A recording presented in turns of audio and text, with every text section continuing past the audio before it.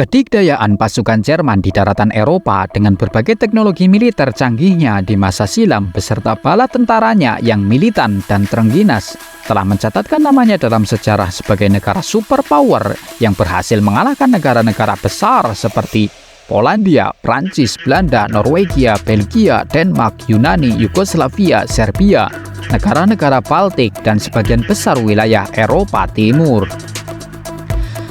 Namun dalam pertempuran Stalingrad saat Perang Dunia II yang merupakan pertempuran paling dahsyat dalam sejarah, Jerman akhirnya menemui takdirnya dan berhasil dipecundangi Uni Soviet dan pasukan Red Army-nya. Bagaimana peristiwa besar tersebut bisa terjadi? Mari kita bahas. Pertempuran Stalingrad merupakan pertempuran Nazi Jerman dan sekutunya melawan Uni Soviet untuk menguasai kota Stalingrad yang sekarang bernama kota Volgograd, terletak sekitar 900 km tenggara Moskwa. Stalingrad sebelum perang adalah lokasi industri Soviet dengan pabrik-pabrik di kota berpenduduk 600.000 orang yang menghasilkan perangkat keras militer. Stalingrad juga berperan sebagai pintu gerbang ke ladang minyak Kaukasus serta ke Asia Tengah dan Laut Kaspia. Pertempuran Stalingrad terjadi pada 23 Agustus 1942 sampai 2 Februari 1943. Pertempuran ini disebut titik balik Perang Dunia II sebagai pertempuran paling berdarah dalam sejarah umat manusia yang belum pernah terjadi dalam pertempuran manapun sebelumnya. Ada begitu banyak korban militer maupun sipil di kedua belah pihak. Beberapa sumber mengatakan ada sekitar 1,5 juta sampai 3 juta orang meninggal dunia dalam pertempuran tersebut. Bagi Soviet yang juga menderita kerugian besar selama pertempuran, kemenangan di Stalingrad menandai dimulainya pembebasan Eropa dari Adolf Hitler dan pembebasan Uni Soviet yang berujung pada kekalahan Nazi Jerman yang menyerah pada Red Army, sekaligus mengakhiri salah satu pertempuran penting dalam Perang Dunia II. Pertempuran besar ini bermula pada Juni 1942. Tentara Jerman melancarkan kampanye musim panas kedua mereka terhadap Uni Soviet yang disebut Operasi Biru, yang merupakan operasi militer kedua setelah Operasi Barbarossa, di mana pasukan Jerman berhasil dihalau di pintu gerbang Moskow pada musim dingin 1941-1942.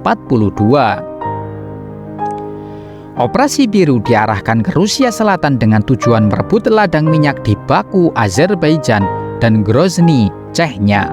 Dalam operasi ini, pasukan penyerbu Jerman dibagi dua kekuatan. Grup tentara A menyerbu pegunungan Kaukasus dan grup tentara B menuju sungai Volga dan kota Stalingrad.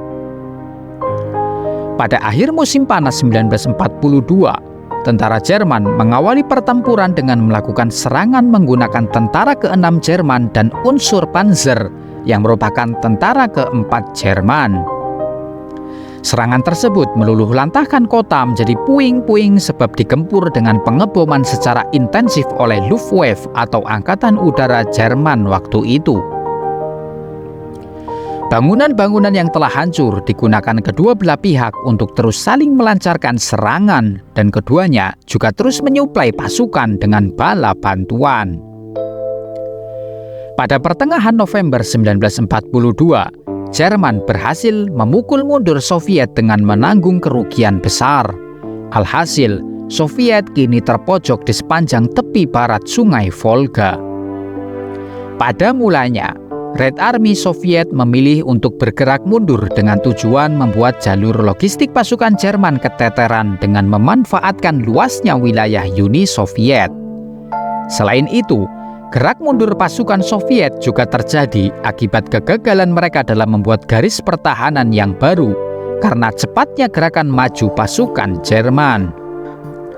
Tiba-tiba, pasukan Soviet yang sedang mundur diperintahkan Stalin untuk tetap bertahan di Stalingrad, yang secara harfiah berarti kota Stalin. Selain karena menyandang nama Stalin, kota Stalingrad juga penting karena merupakan kota industri terbesar di tepi sungai Volga. Jatuhnya Stalingrad ke tangan Jerman akan memudahkan gerak maju pasukan Jerman menuju Kaukasus yang memiliki cadangan minyak yang begitu besar.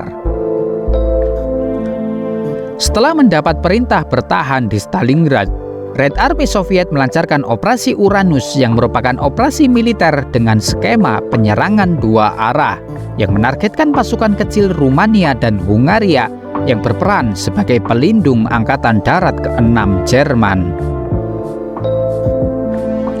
Mendapati pergerakan Red Army tersebut, Adolf Hitler memerintahkan tentaranya untuk tetap tinggal di Stalingrad dan dilarang untuk mundur.